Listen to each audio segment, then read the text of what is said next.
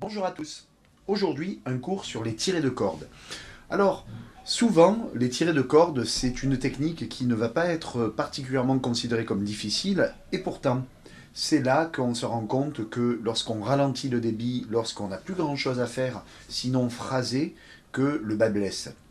Le grand débat autour de la technique et du feeling souvent repose sur cette technique, le tiret de corde, qui permet en fait de s'approcher de la voix humaine et donc de donner de l'expressivité à notre improvisation ou à notre phrasé. Je vais prendre comme exemple de toutes les techniques différentes du tiret de corde le début du solo d'Hotel California, mais on y revient tout à l'heure. Un tiret de corde, il faut qu'il soit juste. Donc si on prend la gamme pentatonique, première forme, à la position 5, donc case 5, on va avoir ceci.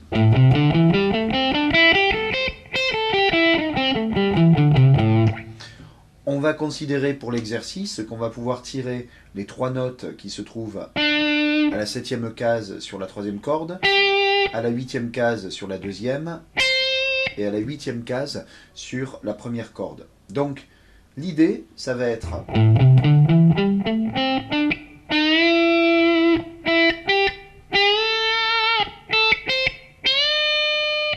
d'avoir la note suivante dans la gamme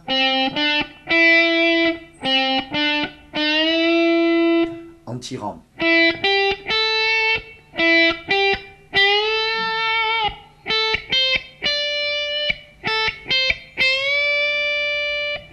Donc ça, c'est l'une des premières techniques de bend. Donc le début de Hotel California, on va tirer là, non pas de 2 cases, mais de 3 cases. Donc, travailler cette justesse, par exemple en jouant la note cible, et ensuite le bend. Le bend peut être aussi renversé, c'est-à-dire on va pouvoir jouer la note de manière silencieuse et ensuite revenir vers une note cible, qui donne une qualité relativement vocale à la note, hein, un peu triste on va dire. Donc c'est très utilisé ça en country, en blues, à peu près partout où on essaye d'avoir de l'émotion dans le solo. Donc pour continuer.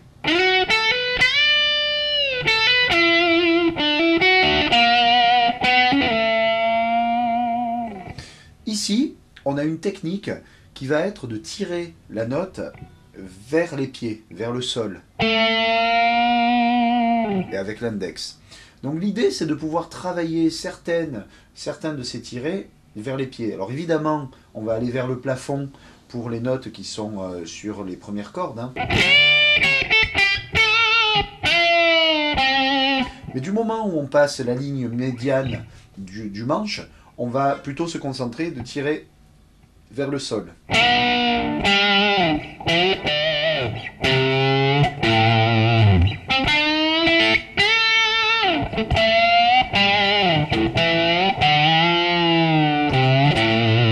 Et essayer de tirer avec tous les doigts. Très honnêtement, je ne vais pas vous dire que c'est facile de tirer de un ton et demi avec l'index, hein.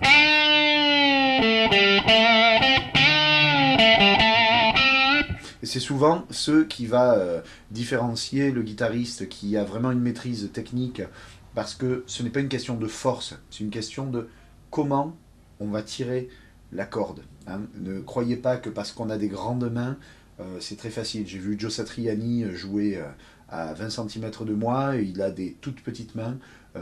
J'ai vu certains guitaristes qui ne sont pas très très grands, et parlons d'Angus Young, qui doit faire 1m45, donc ce n'est pas une histoire de force dans les mains, c'est vraiment une histoire de position.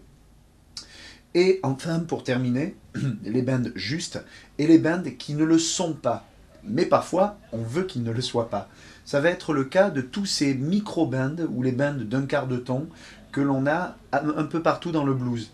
Très souvent, ils sont quand même autour de la tierce.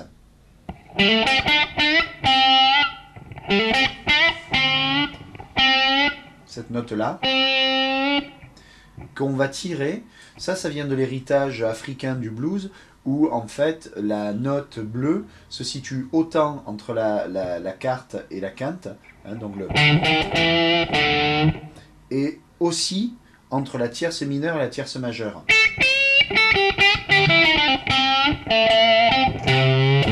C'est ce qu'on fait lorsqu'on entend des...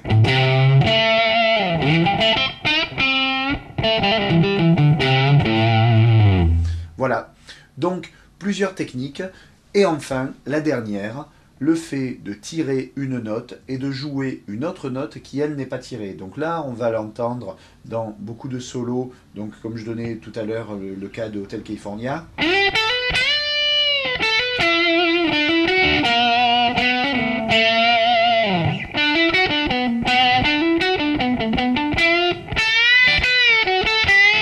Donc celui-ci.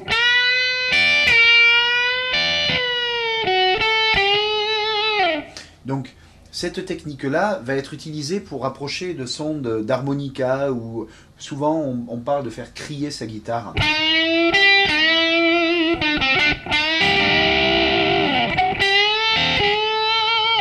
Donc l'idée, ça va être d'avoir un doigt, souvent le petit doigt, qui va être libéré.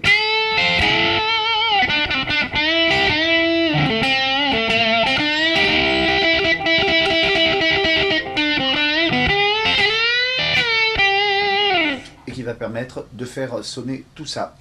Voilà, il vous reste du boulot pour arriver à faire ça, ne vous découragez pas, travaillez lentement, essayez de vous enregistrer, on est vraiment le meilleur critique de sa propre technique, donc enregistrez-vous, essayez d'écouter l'effet que ça donne lorsque vous tirez certaines notes, et essayez de comparer tout ça avec de grands joueurs de tiré. Donc ça va être par exemple Mark Knopfler qui utilise ce double tiré très souvent, ou bien quelqu'un comme David Gilmour qui a énormément de bands avec des...